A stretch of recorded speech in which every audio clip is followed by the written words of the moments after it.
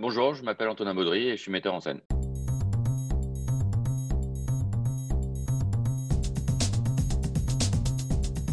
J'ai grandi avec les films de Hong Kong. Voilà. J'ai grandi avec les films de Wong Kar-wai, de Tsui Hark. Voilà, ça a été mes premières grandes amours. Et puis ensuite, ils se sont élargis, comme souvent les amours. Mais c'est vrai que ça a été mes premiers émerveillements, en tout cas oui, d'adolescent. Après, bon, je parle pas des films que je voyais enfant, où là, j'avais pas encore vraiment la passion du cinéma, même si j'avais de l'intérêt. En fait, j'adorais aller en salle, quoi. Et, voilà. Donc, j'ai découvert les films dans des petites salles du quartier latin. Voilà. Et après, du coup, par contre, j'ai acheté plein à l'époque, c'était des VHS et tout ça. Et voilà. J'ai toujours été assez intrigué par le pouvoir des mots et des images. Et donc, du coup, je sais pas, il y a eu ce truc à un moment donné où j'avais envie de raconter l'histoire de ce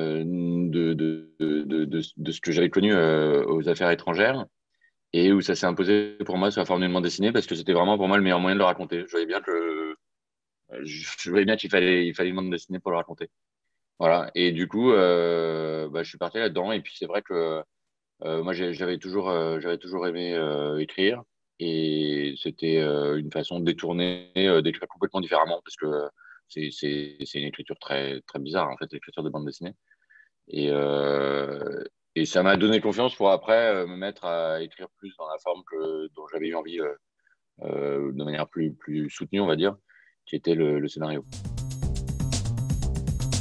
L'ironie du sort, vu que moi j'étais assez réticent à cette adaptation, j'avais l'impression que la bande dessinée allait être difficile à adapté. Il y avait eu plusieurs propositions. À chaque fois, par principe, je disais non. Et puis Bertrand avait été tellement convaincant et incroyable et drôle. Et il m'avait tellement, je sais pas, il m'avait mimé les scènes et tout. Enfin, je voyais, non, il avait vraiment, c'était impossible de lui dire non. Il était irrésistible. Et donc, et il m'a dit, mais à condition que vous l'écriviez avec moi. Et moi j'étais sceptique. Donc, bon, je lui ai dit OK. Mais après, je me suis dit, dans quoi je me suis embarqué, je me suis laissé convaincre et tout. Et puis en fait, ça a été une aventure extraordinaire, ça a été super. Et en fait, il m'a tout appris. Enfin, et non seulement ça, mais il m'a pris beaucoup avec lui, vraiment beaucoup, beaucoup, même sur le tournage.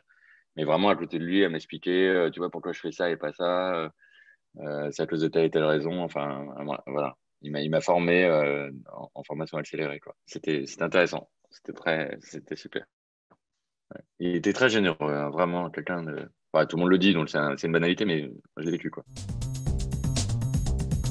Je venais de quitter la diplomatie où j'avais travaillé pendant 15 ans, en me disant justement je pars parce que je veux faire des films. Parce que jusque-là, j'avais bien aimé le fait d'avoir deux activités à la fois. C'était assez équilibrant pour moi. Mais je m'étais dit, si je veux faire des films, là, pour le coup, va falloir faire ça pleinement. Enfin, je peux pas faire autre chose en même temps. Et comme je commençais tranquillement à avoir 40 ans, je me suis dit, si je fais pas ce saut-là maintenant, probablement que ça sera encore plus dur plus tard, je le ferai pas. Et donc, du coup, je suis parti. Et du coup, bon, c'était déjà assez structurant comme décision, quoi. Parce que j'ai une famille, tout ça. Bon, voilà. Donc, je suis parti sans rien, comme on dit, en me disant l'aventure, voilà, on va voir ce qui se passe. Donc, du coup, l'idée de faire un film un peu compliqué, ça me faisait pas spécialement plus peur que, voilà, enfin, j'étais là pour ça, quoi. Donc, après, je l'ai pas du tout écrit pour qu'il soit compliqué. En fait, j'ai écrit le scénario de manière à. J'écrivais les scènes que j'avais envie de voir en tant que spectateur, en fait. Et donc, du coup, j'étais même pas d'ailleurs conscient de ce qui était compliqué, ce qui n'était pas. À certains moments, c'était marrant parce que quand Stéphane Riga qui était après une des premières personnes à être, ou la première personne d'ailleurs à être embauchée sur le film, à chiffrer les scènes, j'étais hyper surpris par son chiffrage parce que moi, il y avait des trucs que j'imaginais hyper compliqués et tout, que bon, pas tellement. Et puis, il y avait des trucs au contraire où ça me paraissait très, très simple et je voyais que j'avais créé une véritable usine à gaz sans m'en rendre compte. Mais donc voilà. Et après, effectivement, tout le monde me répétait tout le temps, c'est oulala, c'est compliqué ton truc et tout. Je voyais pas très bien ce qu'il voulait dire. Et forcément, parce que j'avais pas l'expérience. Après, c'est vrai qu'au moment de faire le film, j'ai vu ce qu'il voulait dire. Ouais. Mais c'était un grand bonheur. C'était super. J'ai eu une équipe vraiment chouette, vraiment compétente, vraiment agréable et soudée. Et du coup, disons que les difficultés qu'il aurait pu y avoir du fait soit de la complexité des choses, soit de mon manque d'expérience ont été vraiment. On est passé à travers avec pas mal de bonheur. j'aime beaucoup diriger les acteurs. C'est un truc que j'adore faire. C'est même ce que je préfère faire, en fait. Donc oui. J'ai revu aussi là quand j'ai mis en scène une création lyrique là récemment à la scène musicale. Et c'est d'autres types d'acteurs, parce que c'est des solistes, donc c'est des gens qui sont là avant tout pour leur voix et qui sont aussi acteurs. Et certains d'eux sont excellents, mais c'est un autre type d'état d'esprit, on va dire.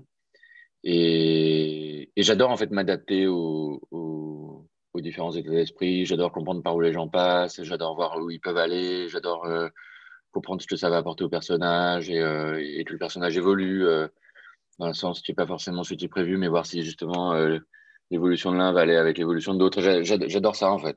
Donc oui, ça, je me suis senti à ma place. Ouais, ouais.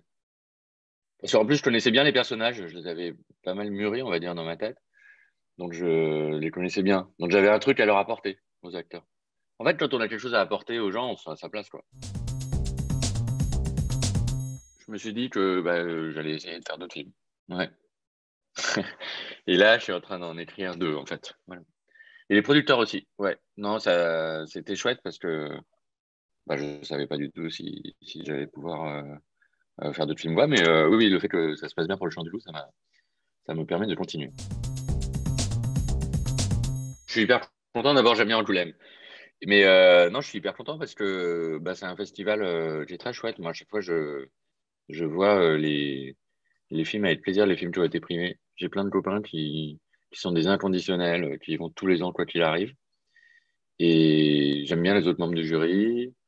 Enfin, voilà, je suis content, voilà, tout simplement. Je pense que c'est très important d'avoir une langue qui vit. Et par exemple, l'anglais, c'est une langue qui vit. C'est-à-dire que, il y a des mots qui sont inventés tous les jours, des expressions qui sont inventées tous les jours. L'espagnol, c'est une langue qui vit. Euh, et à chaque fois, si je prends l'anglais et l'espagnol, on voit que ce sont deux langues qui sont représentées dans plein de pays. Et c'est ça qui le rend vivant aussi. Et nous, on a cette chance-là aussi, avec la francophonie. Et c'est ça qui fait que le français, c'est une langue qui vit, c'est qu'il y a il y a sous différents méridiens, dans différents contextes, il y a des gens qui parlent le français et qui se parlent les uns aux autres dans cette langue. Donc il y a des événements qui se passent dans cette langue. Et c'est pas seulement un pays avec un seul pays qui regarde les mêmes pubs à la télé, qui regarde les mêmes informations le soir et tout. Voilà, c'est différents mondes. Pour moi, ça représente ça. Ça représente cette richesse-là. Le fait que la France est pas un petit pays. Voilà. Et que le français, la langue française est une langue qui vit. Voilà. Et puis, bon, ça représente aussi euh, ouais, une facilité ouais, de lecture, de compréhension, de parole avec plein de gens de par le monde et qui sont des gens géniaux. Euh, voilà, non, c'est une belle chose, je trouve. Voilà. Alors après, il y en a plein qui disent oui, c'est un outil politique et tout. Ouais, ouais, c'est sûr. Tout est un outil politique de toute façon dans la vie pour les gens qui font de la politique. Donc, mais avant tout, je crois que c'est de la vie.